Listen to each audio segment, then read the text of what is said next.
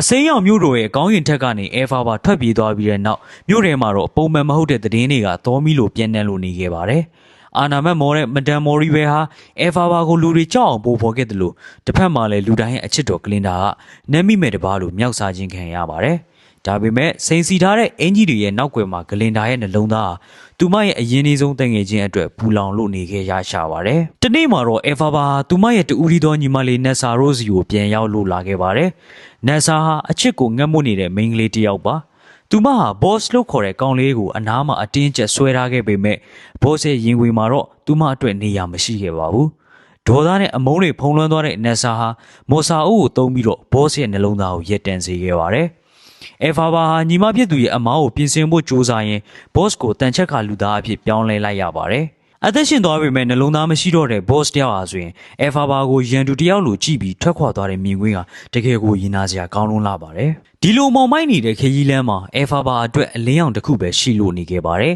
။အဲ့ဒါကတော့အမင်းသား Fire Row ပဲဖြစ်ပါတယ်။ Fire Row ဟာဂုံပကတနာတွေကိုဆွန့်လွတ်ပြီးတော့အဲဖာဘာနောက်ကိုလိုက်လို့လာခဲ့ပါတယ်။သူတို့နှစ်ယောက်တောအုပ်ထဲမှာစုံကြတဲ့ည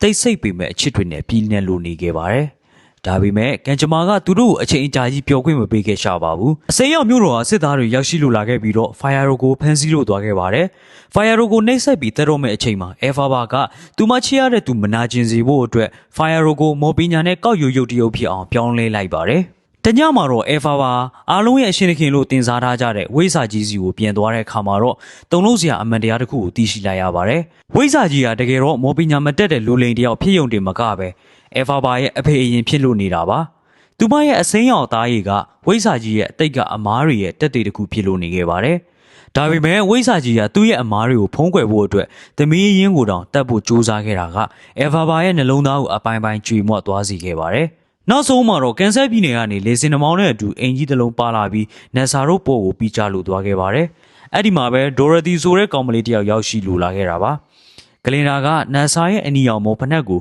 ဒိုရသီကိုပေးလိုက်တဲ့အတွက်ကြောင့်အဲဖာဘာဟာကလင်ဒါကိုပါရန်တူလို့ထင်သွားခဲ့ပါတယ်။သူမဟာဘာမှမကျင်တော့တဲ့အဆုံးမှာတကယ်ဆုံးမကြီးအဖြစ်ဟန်ဆောင်ဖို့ဆုံးဖြတ်လိုက်ပါတယ်။ဇက်သိမ်းမှာတော့အဲဖာဘာနဲ့ဂလင်ဒါတို့ဟာတယောက်ကိုတယောက်နားလဲသွားကြပြီးတော့ For Good ဆိုတဲ့တခြင်းနဲ့တယောက်ကိုတယောက်နှုတ်ဆက်လို့နေခဲ့ပါတယ်။ဒိုရသီကရေနဲ့ပတ်လိုက်လို့အဲဖာဘာဟာအရေးပျော်သွားတယ်လို့အားလုံးကမြင်သွားခဲ့ကြပေမဲ့တကယ်တော့အဲဖာဘာကသူမတည်ဆုံးမှုကိုဟန်ဆောင်ပြီးတော့အားလုံးရဲ့အကြည့်ကနေပျောက်ကွယ်သွားတာပဲဖြစ်ပါတယ်။နောက်ဆုံးမှာတော့ဝိဇ္ဇာကြီးကအရှက်တကွဲနဲ့ထွက်သွားခဲ့ရပြီးတော့ဂလင်ဒါကအို့စပီသူတွေရဲ့ခေါင်းဆောင်အဖြစ်ကျင်းရခဲ့ရှာပါတယ်။အဝေးကတောင်ကုန်းတစ်ခုပေါ်မှာတော့ကောက်ယိုလေးတရုပ်နဲ့အစိမ်းရောင်မိန်းကလေးတယောက်ဟာလက်ချင်းချိတ်ပြီးဘယ်သူမှမသိနိုင်တဲ့အရက်စီကိုရှောက်လန်းလို့သွားခဲ့ကြပါတယ်။လောကကြီးကသူမကိုဆုံးမလို့မှတ်တမ်းတင်ခဲ့ကြပေမဲ့ဂလင်ဒါရဲ့နှလုံးသားမှာတော့သူမဟာအကောင်းဆုံးသောတန်ငယ်တယောက်အဖြစ်ထားဝရရှိနေမှာပါ။အားလုံးကိုကျေးဇူးတင်ပါတယ်။